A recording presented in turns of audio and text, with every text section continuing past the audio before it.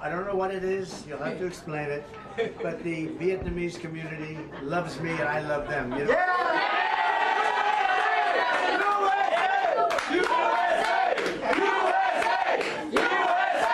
I can explain it. I mean, the major chunks of the Vietnamese diaspora came here as as collaborators of the South Vietnamese, like incredibly right-wing government. A lot of the older Vietnamese aunties and uncles are super fucking right-wing in a similar capacity to a lot of the Cuban population, for example. I had international Vietnamese roommates in college who said they were scared of American Vietnamese because of how right-wing and anti-communist they are. Yeah. Because they didn't go to war? No, they don't give a shit about that. What are you talking about? Hella Vietnamese Americans that are descendants of that are either direct descendants or. Dude, a lot of, okay, guys, here's how this works, okay? That's not even true for this area. Where he is voted for Biden by 81% and is a heavily Viet area. Yeah, I'm talking about older Vietnamese voters in general. My parents are Vietnamese conservatives. There you go. Okay. Couple reasons. One, Donald Trump's strong anti-China sentiment. Okay? Donald Trump's strong anti-China sentiment is part of the reason why even Vietnamese people in Vietnam like Donald Trump to a certain degree. That's number one. Number two, a lot of the older Vietnamese population are either one generation removed or directly from the same fucking generation of the people who escaped Vietnam, South Vietnam specifically, as they were collaborators of the South Vietnamese government, the puppet state that America created in South Vietnam that was fucking right-wing fascist. Okay?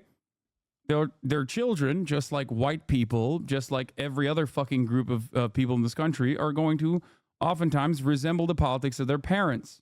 I'm a lefty with Cuban family, but I don't like the narrative that they're U.S. collaborators. They left for a better life, but were brain broken by their hatred for Fidel, not a love for Batista, U.S. imperialism.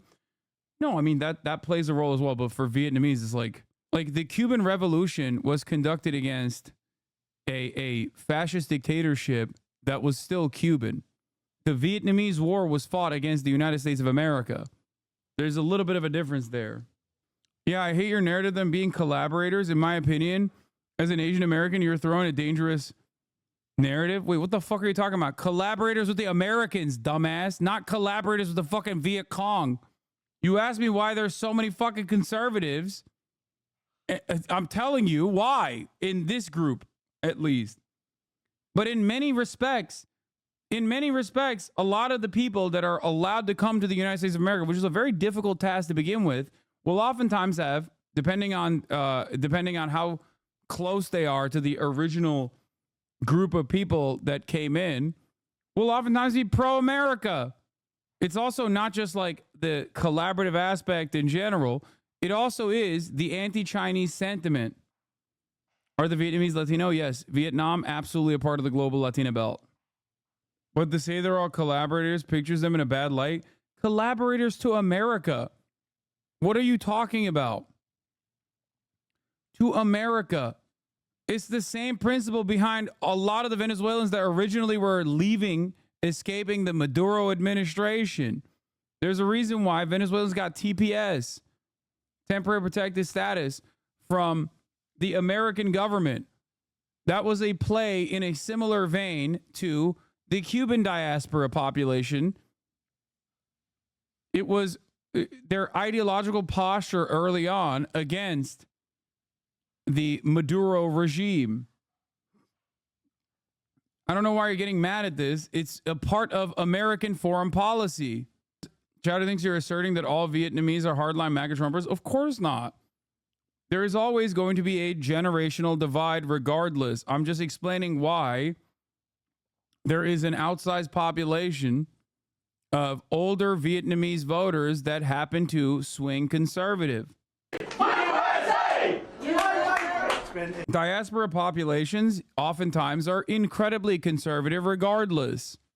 Like socially conservative in other ways. Like, I mean, like there is no similar, there is a kind of a similarity with like the Turkish diaspora in Germany, right? They're not pro-German, but in terms of like Turkish politics, which they participate in, they're fucking hyper reactionary. Now, the reason for that is different than like the Vietnamese population. It's not like the Germans that came, the Turks that went to Germany were like collaborators and like Germany was invading Turkey or some shit. That's not how that worked. But diaspora populations do also have a tendency to be more right-wing than the national population. How do you think Jews missed out on becoming so conservative? Do we send all our wackos to Israel? That's actually really, that is kind of interesting. I think it's because Jews have been around in the United States of America for like a lot longer. So we're talking like so many generations. Like they've been, so here's how it works, okay? Here's how it works. By the third generation, you often have a tendency to completely assimilate. Like, not even often, like every single immigrant population has come here originally. By the third generation is just American, indistinguishable, same educational outcomes, yada, yada, yada, okay? By second generation, you've actually picked up a lot of that as well, like a lot of American culture, American attitudes, American outcomes with the rest of the population. And obviously, every single diaspora population is different from one another in terms of like what they care about. But overall, I think that they're like Jewish voters in general have been like very progressive in the way that they vote for almost the damn near entirety of their existence on U.S. soil. It probably has a lot to do with Jewish history and Jewish culture. Israel, in that regard, is actually unique. Zionism, in that regard, is literally antithetical to Jewish history, Jewish culture, Jewish resistance, and revolutionary sentiment from Jews in general. It's directly, diametrically the opposite of how Jews have carried themselves, seen themselves, presented themselves throughout history. That makes sense. I'm a fourth, third gen, also Jewish Southerner, so I'm part of the rare swing state Jew. Me and my fam are super progressive. Well, being super progressive while also being a Jewish American is not unique, though, for the record. It's like, I think it's like 76% of American Jews that vote consistently for the Democratic Party. I'm an anti-Zionist Jew, and you're 100% correct on that. A lot of Zionist Jews I know are progressive on everything except Israel. Yeah. Is the Democratic Party progressive? No, but in terms of like analyzing American politics, especially from a historical framework, we're talking about like what is the more progressive option here, okay? That's it. Like you're not wrong, but anyway, let's continue. It's been very special. In Florida, we go down, we have large groups of people, always dressed perfectly. Also, yeah, American Jews aren't just like progressive because they vote for the Democratic Party. American Jews, just like Jews, like pre-Israel, Jews literally are not just progressive in the vote for the Democratic Party type way. They're fucking communists. They're socialists. They're trade unionists. They're intellectuals. Like, it's crazy to think of a world where like the Jewish tradition is rich with revolutionary principles and consistently fighting against injustice, being at the forefront of any matter of different like civil rights movements globally. Okay, that is part of the reason why fascists fucking hate Jews and literally say like, oh, the Frankfurt School and how like Jews are actually fucking degenerating Western society. They're instilling pornography and like and degenerate sentiment. Like, they're teaching people to be degenerate. They're bringing in all the fucking immigrants into this country to ruin the country. Like, that's part of the reason why fascists hate Jews. Karl Marx, Leon Trotsky, Howard Zinn, Noam Chomsky. I mean, that's like a tiny number. What caused Jews to be so progressive pre-Israel? Well, I don't know if you know this, but like before Israel is a time frame when, Jews had only one history, which was expulsion, pogroms, death, destruction. I think if that's like if you're constantly being made out to be the enemy in every society and constantly outcasted as like outsiders. Marx, yes, Karl Marx was Jewish, yes. Labor Zionism was literally invented to try and convince communist Jews to become Zionists. Anti-Semitism is older than racism. That's actually this is kind of an interesting take, but it is correct. It is correct. Like racism in the way that we no. It 100% is correct. It literally is historically correct. What you're saying is absolutely 100% historically correct. Racism in the way that we understand it, white supremacy in the way that we understand it, is a relatively new phenomenon in comparison to anti-Semitism. Before like Western colonialists invented racial distinctions, people did not fight on those boundaries at all. People fight it on the boundaries of in-group, out-group, but mostly it was about nationality or whose team you were on. It's correct. Anti-Semitism absolutely predates white supremacist racism. White supremacist racism, scientific racism, the way that we understand it, was created in a way, in an effort to justify colonial extraction of labor, chattel slavery specifically. That's where it comes from. You needed a way to make it seem like you just changed it. No, you needed a way to make it seem like the people that you were enslaving, because in the past, slavery was considered to be just reaping the rewards, right? Reaping the rewards of like conquest. You go, you do battle, and you enslave a bunch of the population, but it's different than chattel slavery. This is not like a unique concept. This is what historians agree on, okay? Chattel slavery is unique in its cruelty and brutality because it's generational. Normal slavery beyond chattel slavery is not, it doesn't operate in the same way, where like the children of your children are not always going to be committed to slavery in the same way that like this distinction for your black skin made it so that like, that's it. You're a slave forever. There's no way out of it. Okay. Yeah, it was, you know, there were different versions of it, but a lot of it is like indentured servitude and things like that. Chattel slavery treats other humans as literal livestock, completely different than the forms of slavery before it. Exactly. And Anglo-style chattel slavery was way more brutal than Spanish Portuguese chattel slavery, although the latter happened over a longer period of time. Note, Hasan is not saying other forms of slavery are not bad, merely that chattel is particularly bad. Yes. Like, people always get mad at me when I joke about, like, the Janissary structure because they think I'm being, like, you know, an Ottoman supremacist or something. But, like, there was no world in which, under chattel slavery, the comparison I use in that situation is not because I'm fucking Turkish, but because the Janissary structure is the Janissary structure and the Devshirme program where like people literally would be converted, like non-Muslims would be able to retain the highest offices that you could possibly get to, that even fucking Muslims did not, like original Muslims were not able to get to. Like, that's not a thing that has ever happened. Like, Mimar Sinan, one of the most famous architects in Ottoman history, is a devshirme, as in he was brought into the Turkish indentured servitude structure at an early age as a child, okay? And he is one of the most like well-read, well-educated, one of the most important architects in the entire history of architecture in general. There is no comparison or equivalent in terms of like the way that black people were treated under chattel slavery. And silver, and I said, you're the most beautiful. Let's get back to the Vietnamese community in Virginia. Dressers I've ever seen. But it's a great honor to be with you, and congratulations on your success. Tremendously successful woman, right? Yes. So congratulations, and it's really an honor to be with you. Thank you. And we're going to be with this man. This is a great gentleman. I love his name, Hung Kao. I love that name.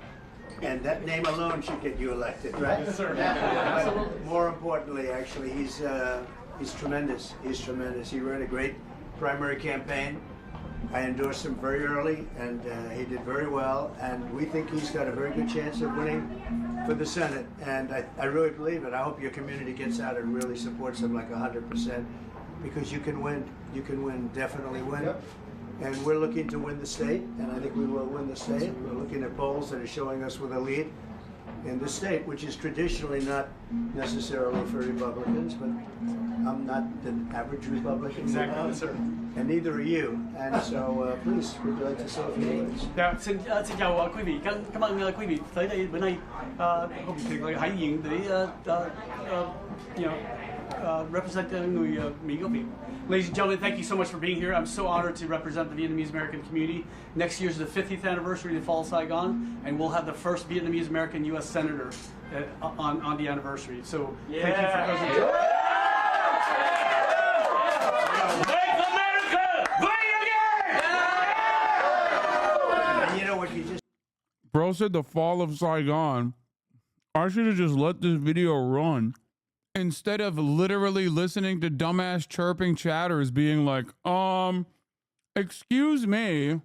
I should have just let the next 2 minutes on this video run instead of trying to address chatters about like Vietnamese diaspora, their allegiances to the South Vietnamese government, the far right South Vietnamese government, how they escaped Vietnam and how they were collaborators. Why did I do all of that when he just said it? What you said is actually very important, the first. And you should be the first. And it's time that you had somebody. So I hope your community gets out there 100%. You have a big community here. And thank you very much. A real honor. Now I'm going to buy something. They're going to show me something. I'm going to buy something beautiful. I don't know what it is. Thank you all very much. Appreciate it. All right. I love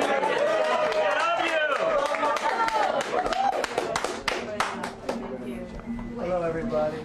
Oh, there they are. They're the important ones. They're the ones that make the food. Please, for the love of God, please clarify to chatters, there's a huge divide between younger Vietnamese and older gen. Yeah, for sure.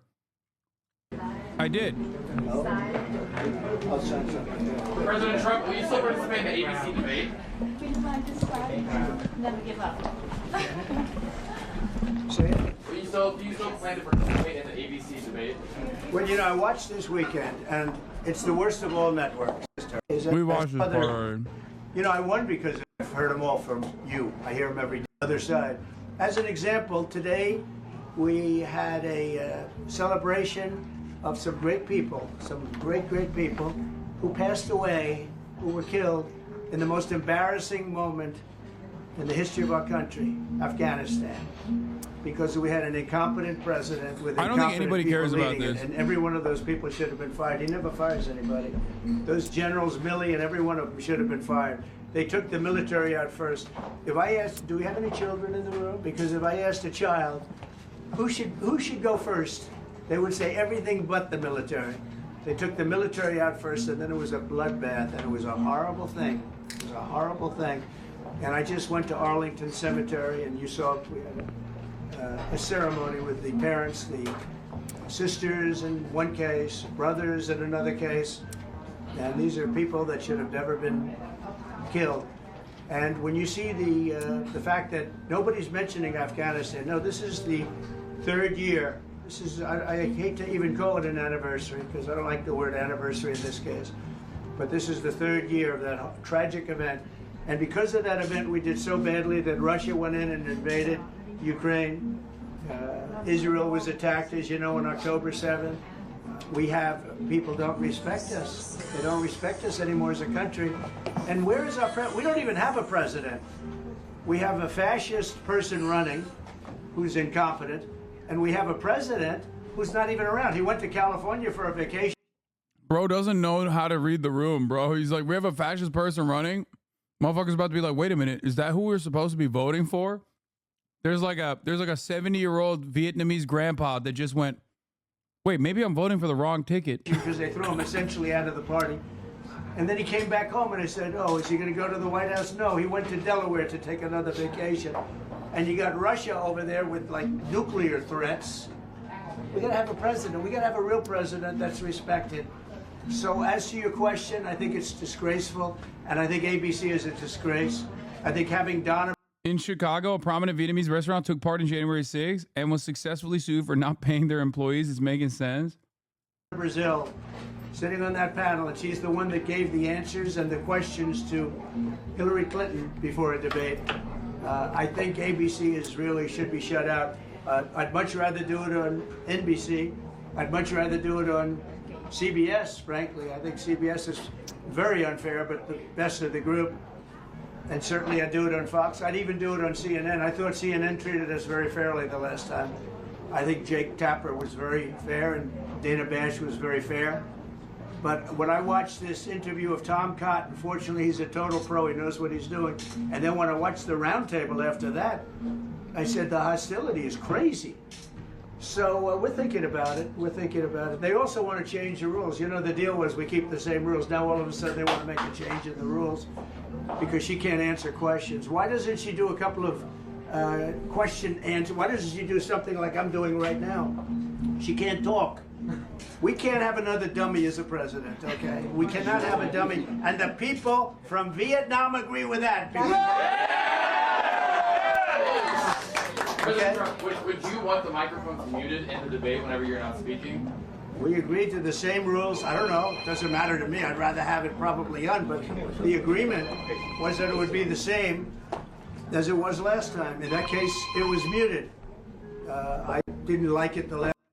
Bro, the Vietnamese diaspora can maintain whatever fucking political positions they want to maintain as long as I'm getting that fucking steady diet of motherfucking bomb me, okay?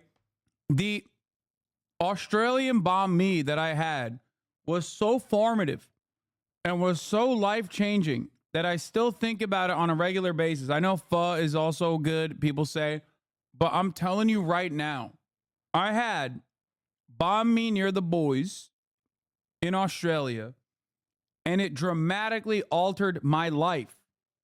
Okay? Oh my God.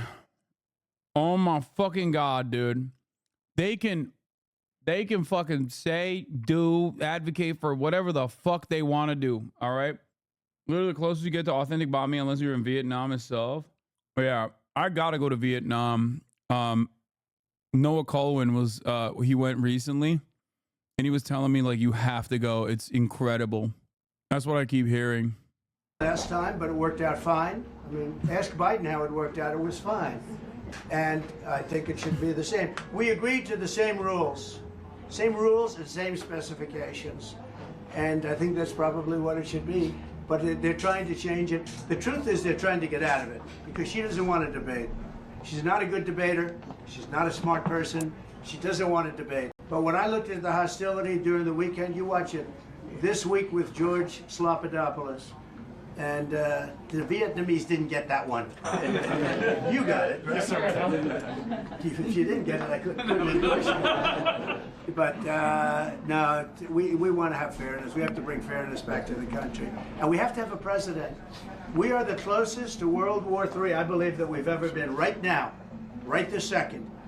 And we have a man that just took a vacation in California. He was on the beach. And he came back today. Where's he going? Delaware. Why? Another vacation. He's going for another week. That's not the Vietnamese. They're hard-working people, aren't they? All right. President Trump, how are you specifically preparing for the debate versus Harrison? I'm not. Really? I'm not. I'm not spending a lot of time on it. I think my Spain colonized Philippines and brought Spanish cooking. France colonized Vietnam, brought French cooking. Britain colonized Malaysia and brought Indian cooking. So you're saying it could have been worse. You're saying that they could have been even worse than they were. You know what I mean? They could have brought British cooking, which I don't know what it would be, really. Boiled chicken. My whole life I've been preparing for a debate. You know, you can go in and you can have all sorts of sessions. I watched Mitt Romney go in and he worked so hard. 4 weeks he locked himself into a log cabin and then he developed lockjaw. He couldn't speak. I watched other people. I mean, you have to be real. You know, you can't cram knowledge into your head for, 30 years of knowledge in 1 week. So, there's a little debate prep, but I've always done it more or less the same way. And you have to know your subject, and I think I know my subject. I think I know it better than anybody. I created the greatest economy in history. We created We rebuilt the military. We had no wars other than ISIS, which I inherited, and I beat ISIS in 4 weeks. 4 weeks. We rebuilt the military, and then you see they gave away a lot of the stuff that I rebuilt. They gave billions of dollars away to Afghanistan. And in addition to the dead soldiers that we were just celebrating, I mean, great people, we were just celebrating them. And the press won't mention Afghanistan. Do you ever hear them mention it? They don't even talk about it. Afghanistan was tragic for many reasons. Obviously the dead, obviously the wounded, obviously giving away billions of dollars worth of equipment. But it was devastating for one other reason. Because of Afghanistan, it showed our enemies that we're incompetent. It's so funny he keeps saying this because, like, the press won't mention Afghanistan. Yeah, because it's irrelevant, dumbass. Like, you used to be the room reader, bro. Who fucking told you this is a good salient narrative to run on? What's going on in Afghanistan currently is fucking gruesome. And we absolutely, like, the Biden administration has absolutely played a role in its demise. You're chirping about Biden following your fucking plan of withdrawal that you never had the courage to follow through on. Objectively, it was a good thing. It's so funny to think that Russia invaded Ukraine because America pulled out of Afghanistan, as though, like, America still investing in the occupation of Afghanistan would not have fucking made it significantly harder for them to literally reappropriate $52 billion that they were spending in Afghanistan every year directly to Ukraine. Like, it's such a fucking stupid argument, dude. Like, isn't it even remotely weird that, doesn't it strike you as odd that, like, the Afghanistan budget almost entirely went to Ukraine instead of continuing to go to Afghanistan? Just think about it. That we have an incompetent president, an incompetent vice president, and look, Putin would have never, if I were president, he would have never gone into Ukraine. When he saw that, when he saw Afghanistan, he said, this is a great time, let's go. Because it was the apple of his eye, I know him well. But I always said, Vladimir, you're not doing it. But it was the apple of his eye. When I was gone, and we have this guy that doesn't know he's alive, and when that happened, Afghanistan happened, which was so tragic and so incompetent, Putin said, these people are highly overrated. Anyway, he would have never gone in. If you didn't have the Afghanistan, he would have never gone in. Okay, thank you. We're making it. Imagine thinking that these guys give a fuck about Ukraine or the Afghan withdrawal. If he wanted to make a better argument, he could have been like, America should have never pulled out of Vietnam. We pulled out of Afghanistan just like Saigon. And we're going to go back into Vietnam, folks. Believe me. We're going to go back. We're going to bring you back to Vietnam. Vietnamese media is obsessed with Ukraine and generally incredibly right-wing. I mean, I know they're right-wing. I don't think these voters in particular give a fuck. I don't think Ukrainians, sorry. I don't think fucking American right-wingers just in general give a shit about the Afghan withdrawal. I think it's just a talking point. Like, it's Trump trying to get people to care about it by reiterating it, but, like, it's not an issue that has a lot of fucking salience or momentum. Because once again, remember, foreign policy is inconsequential and insignificant to the average American, business owner or not. The people that gave a fuck are still in jail from January 6th. Another stop, we're going to Michigan. And next stop is Michigan. We're going to save the auto industry because we're not going to have an auto industry. They're making all electric cars. They're all going to be made in China. And we're not going to have an auto industry. So we're going to go and save the auto industry. We're going to bring back many plants. We're going to make... A lot of military guys love ranting about the few helicopters that left behind. How are you an actual fucking military guy and you make that argument? What do you think the American military does when they withdraw? They trash it. It is more costly to fucking ship old, antiquated, dusty-ass fucking equipment than it is to just trash it and leave it behind. Every single fucking military person that actually served knows that. Like, I'm shocked. I've never heard a military person put that forward, like, as an argument. True, and retrofitting helicopters and military shit is almost as expensive as making new ones. Yeah. We've left so much more behind, dude. We've left so much more behind than Afghanistan historically throughout, like, Iraq and everywhere else. What could the U.S. have done better with the Afghanistan pullout?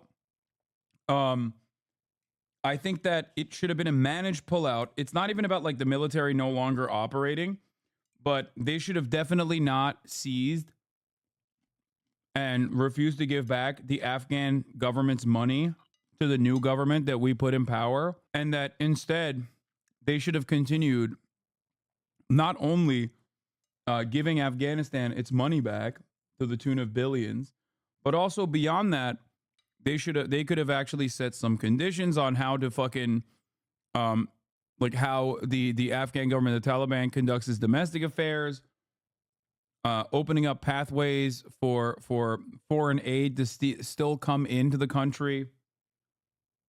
Like, I think the Afghan withdrawal wasn't bad. I think what was bad is what we did afterwards, which was starve Afghanistan. Ridiculous. Like, we gave them back their government, and then we just fucked off and we abandoned it. We froze their fucking funds, made it harder for them to survive. I mean, hey, someone made out like a bandit in that process. Potentially. I mean, I haven't really been paying close attention to Afghan politics as of late, even though apparently the new Taliban government has like opened up new restrictions and shit. But someone that's gonna do better in this process overall is China. As an Iraq vet, we definitely leave shit behind. It's way cheaper to just do that. Yeah. Old ass fucking equipment being left behind is like normal process in the old ass military equipment being left behind in the process is like normal process. That's how we do it always. What? Hypothetically, someone says Israel's a legitimate country and Palestine, of course, also has rights. If someone who says that is a Zionist, I don't fucking know. Make automobile production bigger than it ever was in this country, and it'll be easy to do. And we're not going to let China build massive auto factories in Mexico, where they're building them right now. They're building massive factories in Mexico, and they think they're going to make cars in Mexico, sell them into us, and we're going to lose all our jobs. Not going to happen. These people that love Vietnam also, they're very smart people, great business people, great successful business people. When they hear that, you understand just instinctively that I'm right.